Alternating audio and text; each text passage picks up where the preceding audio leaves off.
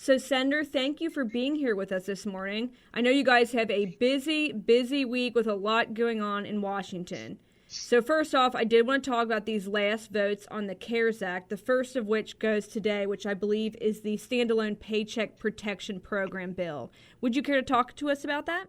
Yeah, I think the Paycheck Protection Program has been enormously effective. Over 50,000 Kentucky small businesses drew down over $5.2 billion in these forgivable loans. The program needs to be replenished, and we're going to vote on that later today. We're also going to vote tomorrow on a $500 billion package that we think will make a difference for the country. It includes a whole lot of items that Democrats and Republicans agree on: schools, PPP, hospitals, healthcare providers of all kinds, and liability protection to make sure we don't end up with an epidemic of lawsuits. So all of that I'm going to put on the floor, and we're going to vote on Wednesday. In the meantime, you've seen this discussion going on back and forth between the Speaker of the House and the President. The Speaker wants to do way more than I think makes sense. But if she and the President reach an agreement, we'll be glad to consider it here in the Senate. In the meantime, people need help. They're tired of this fiddling around.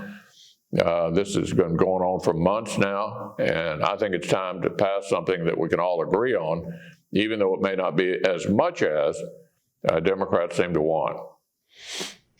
Right. So my understanding was this is a bipartisan recommendation, but like you said, this is a slimmed down version, correct? Yeah, but it's still a lot of money. I can remember when we were all thought $500 billion was an enormous amount of money. So it's a significant amount of money. It's just not the $3 trillion wish list that the Speaker of the House continues to hold out for. Now, I did want to ask you, there were the two House stimulus bills. Were there issues with those? Yeah, I mean, it had things like more money for Puerto Rico than for Kentucky, health care for illegal immigrants, tax cuts for rich people in New York and California. I'm sure you'll agree none of that has anything to do with fighting COVID-19. So we think the bill ought to be related to the subject matter. And that's the kind of bill I'm putting on the floor and we're going to vote on in the Senate this week. Well, also going on this week, scheduled for Friday, Judge Barrett's possible nomination, so she can be confirmed to Supreme Court possibly next week, correct? Do you want to say why you believe she's qualified? She's outstanding. Outstanding, according to the ABA, for example, the American Bar Association, which is a pretty left-wing group, gave her well qualified. She's a stunning intellect with a great family. She's going to be confirmed to the U.S. Supreme Court next Monday. Now, I'm sure, as you're very well aware, there are people with protestations about pushing the nominations so close to Election Day. What would you say to those people that have concerns? Well, the vacancy is there. The president's in office until January, and we're in office until the end of the year. Judge Ginsburg passed away at an inopportune time, if you want to make the argument that the election should get in the way. We think the vacancy ought to be filled. We have a great candidate, and that's exactly what we intend to do. I do want to touch on another issue, though, related to the Supreme Court. Joe Biden has refused to say whether he would pack the Supreme Court. For your listeners who don't know what that means, it means adding seats. And I would recommend that those who want to take such a radical step look to what Ruth Bader Ginsburg said last year when asked that question. She said 9 is the right number. It's been 9 since 1869.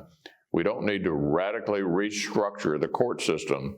That would be a big step in the wrong direction for our country.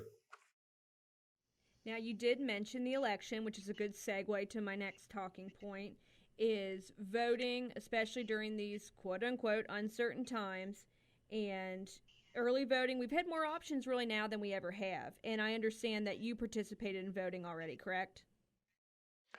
Yeah, there are 3 options to vote by mail. My wife did that.